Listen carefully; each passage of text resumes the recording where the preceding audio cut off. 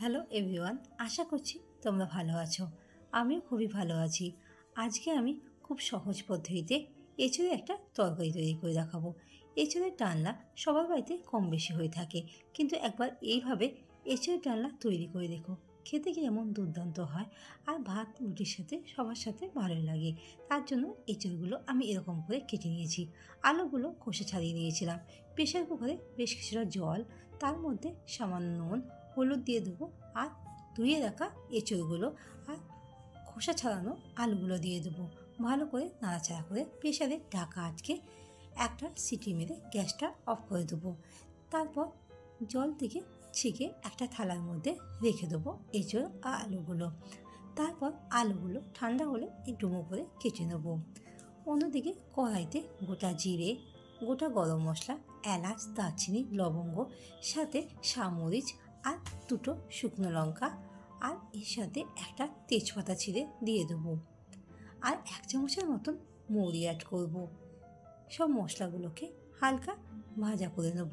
মশলার থেকে যখন একটা মিষ্টি গন্ধ বেরাবে, তখন মশলাগুলো তুলে একটা জায়গায় রেখে দেবো। ঠান্ডা হয়ে গেলে একটা পেস্ট তৈরি করে নেবো। কড়াইয়ের মধ্যে বেশ কিছুটা সর্ষে তেল দিয়ে দেবো। এই রান্নাটা সর্ষে তেলে করলে খেতে টেস্ট হবে। তেলটা গরম হয়ে গেলে এঁচোড়গুলো দিয়ে দেবো।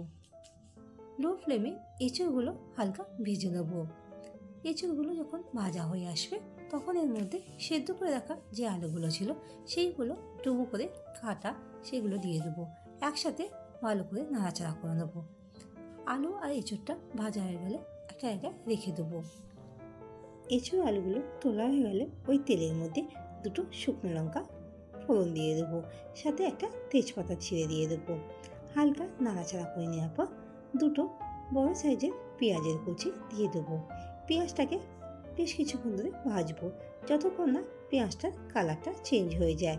পেঁয়াজটা যখন ভাজা হয়ে আসবে, তখন এর মধ্যে সামান্য কিছুটা সর্ষে তেল অ্যাড করেছিলাম, নাহলে পেঁয়াজগুলো পুড়ে যাচ্ছিল। পেঁয়াজটা যখন কালারটা চেঞ্জ হয়ে যাবে, তখন এর মধ্যে 1 চামচের মতন আদা আর রসুনের পেস্ট দিয়ে দেবো।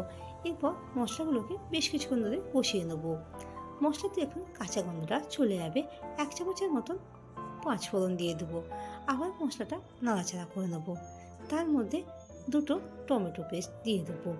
পেঁয়াজের সাথে টমেটোকে কিছুক্ষণ ধরে কষিয়ে নেবো। সামান্য কিছুটা চিনি দিয়েছিলাম, স্বাদ মতো নুন অ্যাড করেছিলাম। সব মশলাগুলো এখন ভাজা হয়ে আসবে, তখন এর মধ্যে একে একে সব মশলা দিয়ে দেবো। হলুদ গুঁড়ো 1 চামচের মতন, আর এর মধ্যে 2 চামচের মতন কাশ্মীরি রেড মির্চ দিয়েছিলাম কালারটা ভালো আসার জন্য। সব মশলাগুলোকে বেশ কিছুক্ষণ ধরে মিশিয়ে নেবো। আর তার মধ্যে ভেজে রাখা আলু আর এঁচোড়টা দিয়ে দেবো। আলু এঁচোড়ের সাথে মশলাগুলোকে মিশিয়ে নেবো।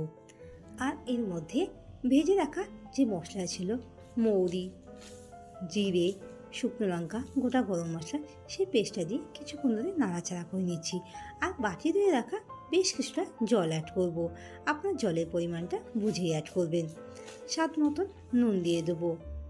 আর সবগুলোকে আবার কিছুক্ষণ ধরে নাড়াচাড়া করে নেবো। ঢাকা দিয়ে লো ফ্লেমে 10 মিনিটের জন্য গ্রেভিটা ফুটতে দেবো। আশা করব রেসিপিটা ভালো লেগেছে। ভালো লাগলে বাড়িতে একবার এই পদ্ধতিতে এঁচোড় ডালনা তৈরি করে দেখতে পারো। খেতে কেমন হয়েছে কমেন্ট বক্সে জানাতে ভুলবে না। ভিডিওটা ভালো লাগলে লাইক আর শেয়ার করার অনুরোধ রইল। আর আমার চ্যানেলে নতুন বন্ধু হয়ে থাকলে চ্যানেলটিকে সাবস্ক্রাইব করার অনুরোধ রইল। তরকারিটা হয়ে গেলে ওপর দিয়ে বেশ কিছুটা ধনেপাতা কুচি আর অল্প কিছুটা ভাজা মশলা সার্ভ করুন গরম ভাতের সাথে। ধন্যবাদ পাশে থাকার জন্য।